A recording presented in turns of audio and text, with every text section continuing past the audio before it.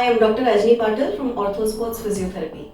Sprain and strains. This is the next workshop that's coming up. It's part of an injury series.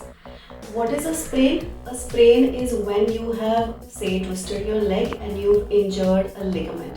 A strain is when you have injured a muscle. Soft tissue injuries sometimes can be very devious. You won't be able to understand whether it's a sprain or a strain. And it's important to get this because if you treat a sprain like a strain and you do whatever treatment management you're doing, it may not really recover and it can actually lead to further tear of the muscle or the ligament.